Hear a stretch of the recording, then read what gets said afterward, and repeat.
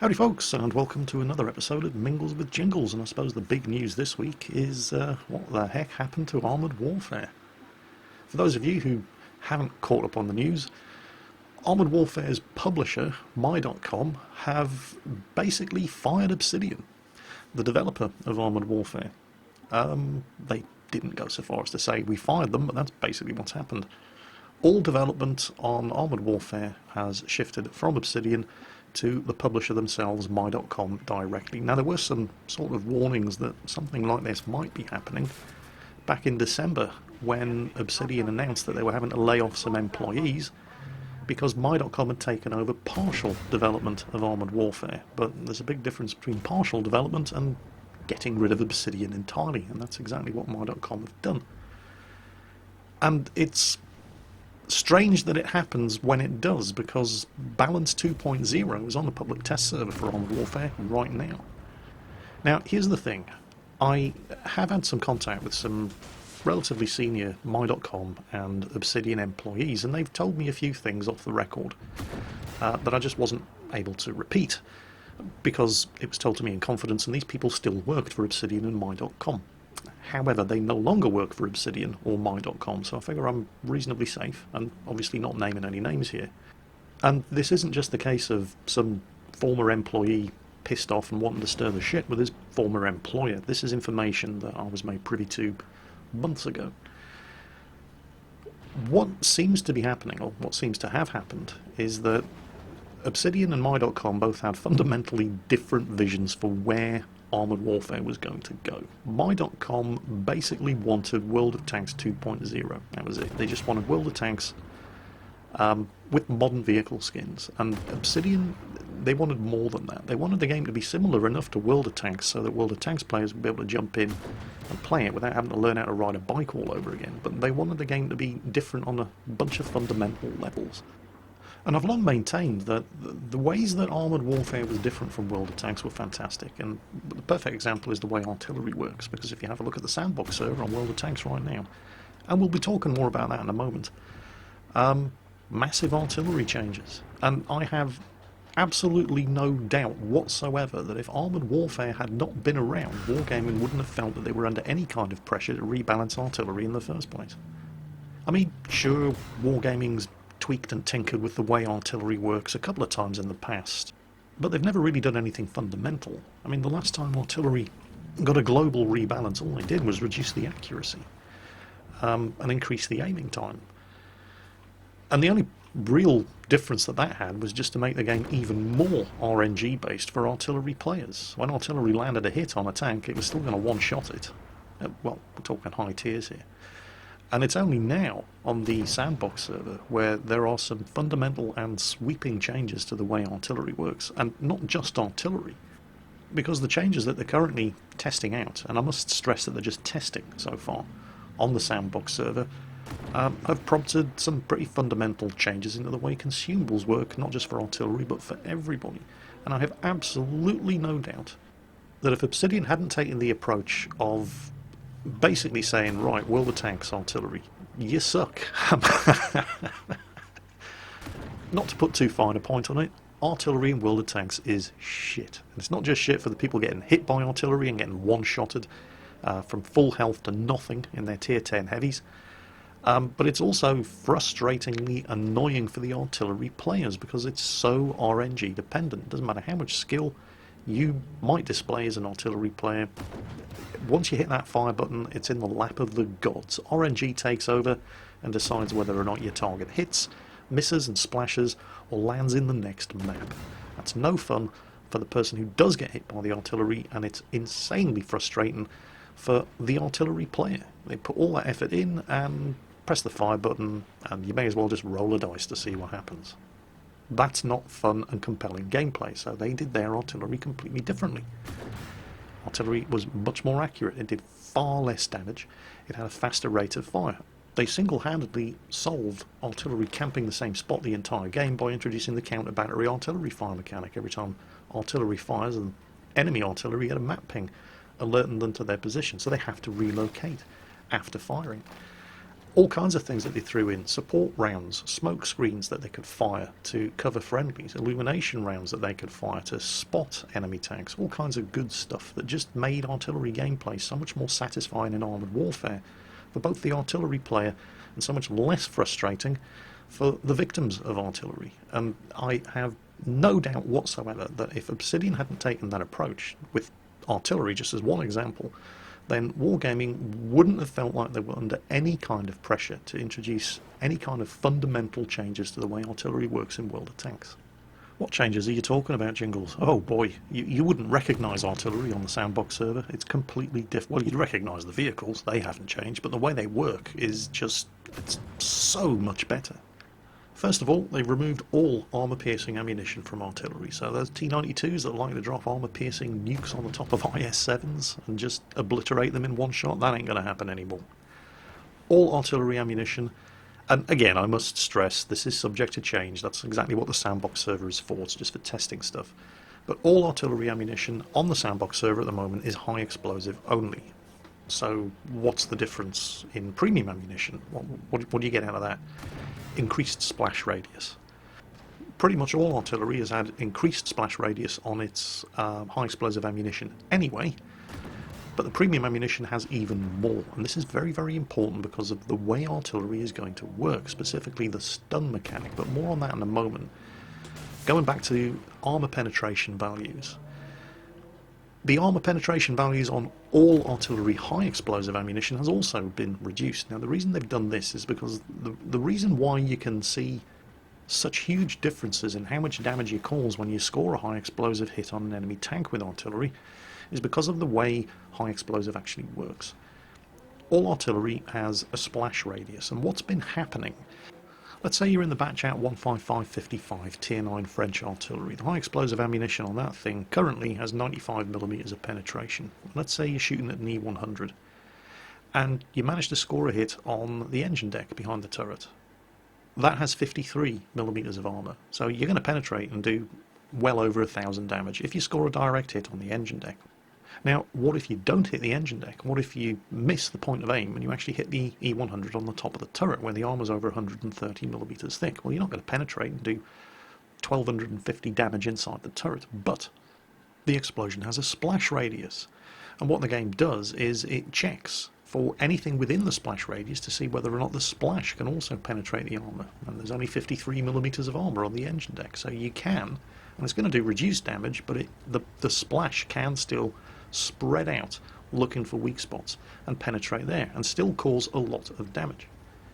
So with reduced, and this is exactly the reason they've done this, with reduced penetration on all high explosive ammunition, you should no longer see these huge variations in whether or not you do 300 damage from a high explosive non-penetrating impact on a heavy tank, or whether or not the splash actually finds one of those weak spots and you do 800 or 900 damage from a high explosive, technically non-penetrating hit. In theory, and this is what they're aiming for, it should no longer be possible for a heavy tank to take one lucky penetrating hit from artillery and just have their game completely ended in one go. No armour-piercing ammunition and reduced penetration on high explosive ammunition, so the high explosive splash shouldn't be able to penetrate the weak spots. Of course, if you're in a very, very lightly armoured vehicle or an open-topped tank destroyer, for example, and you take a direct hit from artillery, then you can expect to suffer, but, you know, that's entirely fair. So, what's in it for the artillery players? This sounds like fantastic news for everybody who is not an artillery player, and yet, what's the point in playing artillery if you've got a 210mm gun and you can't do more than 300 damage to an enemy heavy tank? Well, do you remember those support rounds that they brought in Armoured Warfare? Smoke shells and illumination rounds. They work fine in Armoured Warfare because Armoured Warfare has been developed from the ground up to support that mechanic. World of Tanks hasn't. I mean, the illumination rounds would be easy enough to implement. And when I'm talking about easy enough to implement here, I'm talking about how do you reward the artillery player for using these speciality support ammunition types. With the star shells for spotting enemy tanks, that's nice and easy. The mechanics are already there. Every time somebody shoots at and damages a tank that you have spotted, you earn 50% of the experience and credits that they earn for doing the direct damage to it. So that mechanic's already there in World of Tanks, but how do you how do you reward an artillery player for shielding friendly tanks with smoke? What's the experience coefficient on that? How much credits is that worth? And then of course you've got the whole problem of what happens if you've got a high explosive shell loaded and ready to go, and suddenly your team needs an artillery illumination round, or they need smoke. Do you have to unload the high explosive and then load the smoke? How's that going to work? I mean, you know, obviously there are ways around this, but these are questions that you need to ask. Armoured Warfare have gotten around it by having vastly faster loading times for the support ammunition, the smoke and the star shell. And that works, but it's not terribly realistic. World of Tanks is testing out a different approach, and I have to admit it's a much more elegant solution. What they're doing is they've introduced a stun mechanic with all high explosive ammunition. Now, this definitely had the potential to be even more annoying than the massive module and crew damage that you would take from an artillery hit that didn't knock you out in one shot in the first place. Because that was one of the other things that was so frustrating about getting hit by artillery. Assuming you survived, your tank was wrecked. I mean, your driver would be dead. Your engine would be damaged, so your tank was slow to a crawl. Your gun wouldn't work anymore. You know, it was the massive module and crew damage that you took from the high explosive hits. That was also another reason why getting hit by artillery in World of Tanks was so incredibly frustrating.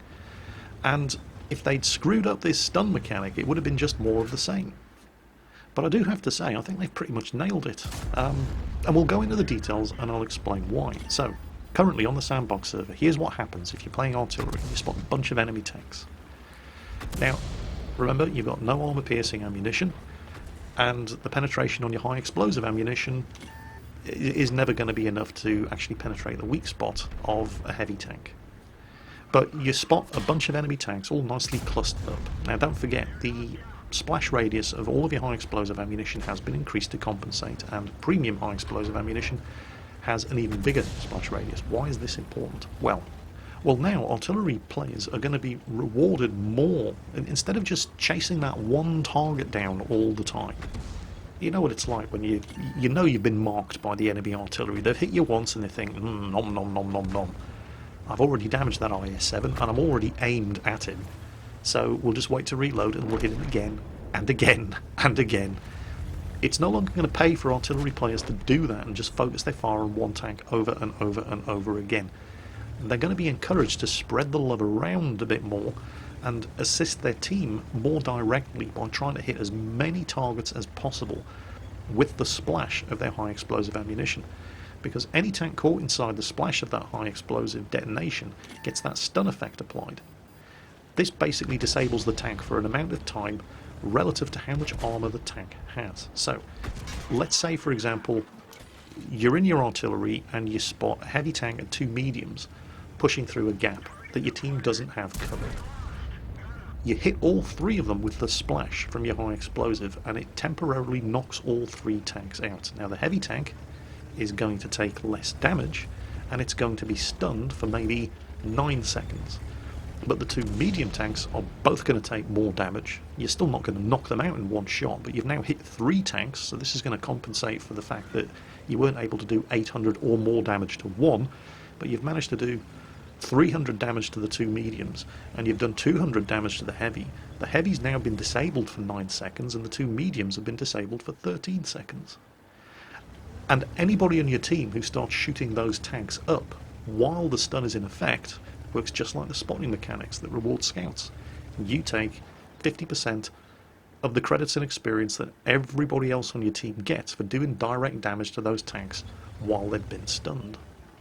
Now I know exactly what you're thinking at this point. You're thinking, bloody hell, Jingles, how is this a good thing? That's even more frustrating than having all of your modules knocked out and being permanently tracked by artillery. Just stunned, sitting there, unable to do anything, getting shot up over and over and over. Well, yes, that would be incredibly frustrating, but Wargaming have thought of that. There are now 2 ways that you can mitigate or completely counteract the effect of the stun. The first one, and this is the smallest change, is fit a heavy spall liner, or a medium or light spall liner, depending on the class of the tank. It's already there in the game, and it hardly ever gets used, except on certain machines like, well, the mouse, for example. Slow, heavily armoured vehicles that are just artillery magnets, because the heavy spall liner reduces the amount of high explosive damage that you take when you get hit by it. And the less high explosive damage you take, the less the duration of the stun. So heavy spall liners, or medium or light spall liners, suddenly actually become a lot more attractive. But the second change that they've implemented is much, much more interesting, because it doesn't just affect artillery, it affects everybody. If your crew have been stunned, use a medkit. Instantly gets your crew back up and running. Yeah, but what happens if I've used my medkit and then I get hit by artillery again? And this is the big change. All consumables are not going to be consumed on use. Instead, they're going to have a cooldown. Roughly, I think at the moment they're testing around the idea of having a 1 minute cooldown on each use of your consumables. So you can get hit by artillery and stunned, and you're in a bad spot and you need to get up and moving and get out of there. Just burn a medkit. You get control of the tank back instantly, and you're off once again.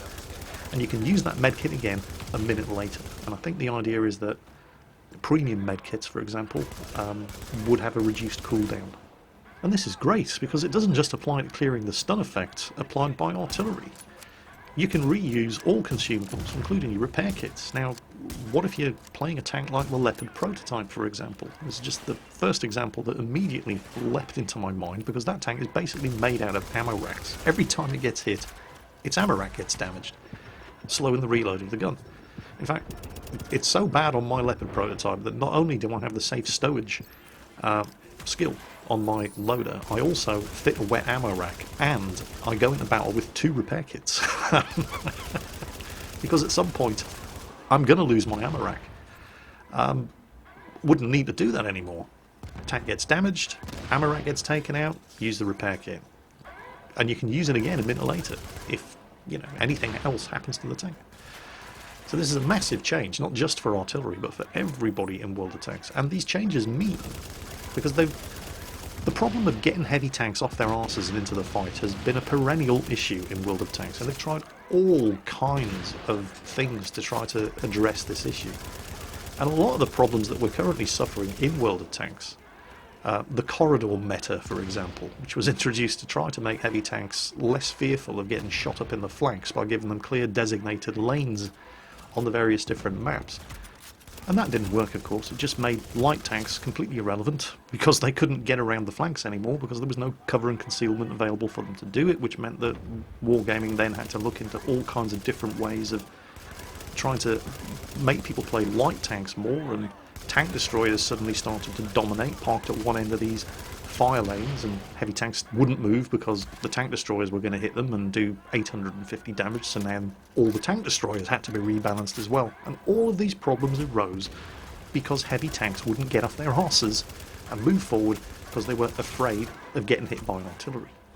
And who would have thought that after trying, the corridor map meta, and then having to rebalance the tank destroyers, and then having to reduce the accuracy of artillery, and having to come up with ways to make light tanks more competitive, that the problem was as simple as just fixing artillery in the first place. Who would have seen that one coming? Wow.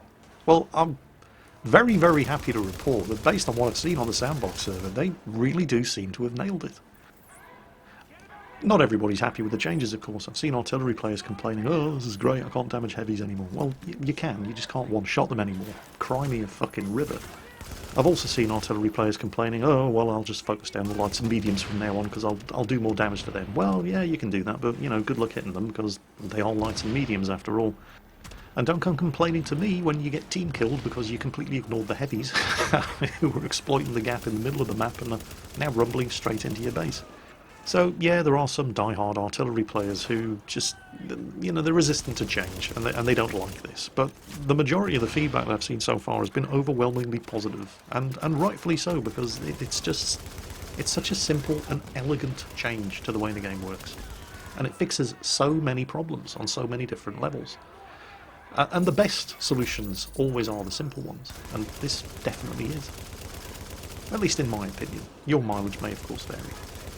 Well, anyway, speaking of new things, new Soviet destroyers incoming in World of Warships, and I and several other of the EU community contributors, and no doubt the North American community contributors as well, have been granted access to them to take a look and basically preview them. And I must stress, by the way, Wargaming are very, very insistent. In fact, you could almost say I'm contractually obliged to state that these are a work in progress.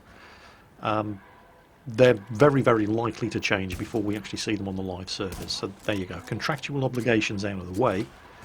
The way that we've been given access to these ships, this is more or less the same way that they've done it in the past, the German battleships and the British cruisers. Rather than just giving us all the new ships right from the go, you have to earn a certain amount of experience on each ship in order to unlock the next couple of ships in the series, and so on and so on. And they've done this for a good reason. They want to make sure that we actually play the things rather than just sit there in the port looking at the stats and rendering judgment on that. And that's absolutely fine. Now, I haven't had as much time to play them as certain other of the EU community contributors. Flamu, for example, has managed to unlock the Tier 10. All new Tier 10 Soviet destroyer leader, the Grozovoy. Why destroyer leader and not destroyer? Well, that's kind of the thing of these new Soviet destroyers. They're destroyer flotilla leaders rather than destroyers, and that means they are almost all across the board significantly bigger than other destroyers. And this was, of course, because they had to fit the flotilla command staff on board, as well as all the communications equipment that they were going to need to be able to control the flotilla and liaise with headquarters. In fact, if you look at the Japanese Tier 4 cruiser, the Kuma, that's not actually a cruiser. It was a destroyer flotilla leader in exactly the same way that the new Russian destroyers are. And that's why they're a hell of a lot bigger. But that's not what is really important here. Flamu unlocked the Tier 10, the Grozovoy, and he's put a video up of it, his first impressions. You know when you get a new vehicle, whether it's in World of Tanks or World of Warships or whatever, you sit there and you look at the stats and you're trying to figure out what it's for. You look at how much armoured is it. I mean, is it a heavy? Is it a very heavily armoured and slow heavy, or is it a fast breakthrough type heavy? Is it like the AMX-50B, or is it like the Mouse? Because they're both heavy tanks, but they're nothing similar. So you have a look at the stats of the vehicles and you're trying to figure out, what is this vehicle for? And Flamu really struggled with this new Tier 10 Soviet destroyer flotilla leader until he had a look at the anti-aircraft rating and then fell off his chair in surprise and immediately set about buffing the anti-aircraft on this thing as much as he possibly could with modules, crew skills, and so on and so on. And he managed to end up with an anti-aircraft rating of, and if you don't play World of Warships, this will mean nothing to you, but a destroyer with an anti-aircraft rating of 85. Yes, I know. Oh, and it gets the defensive fire anti-aircraft cooldown as well. And then I'll put a link down below in the video description to the video that he made about it, because it is one of the funniest things I have ever seen, and I do recommend you watch it. But he divisioned up with a friend who had a Tier 10 carrier, because the matchmaking where carriers are concerned is mirrored in World of Warships. If there's a carrier on your team, you know, if you have a Tier 10 carrier on your team, there will be a Tier 10 carrier on the enemy team as well. So to ensure that he got into a game with a Tier 10 aircraft carrier, he divisioned up with a Tier 10 aircraft carrier. And the enemy carrier, he wasn't a noob. You know, this guy, I think he had a 63% win rating. He was a good carrier player. And Flamu made him rage quit.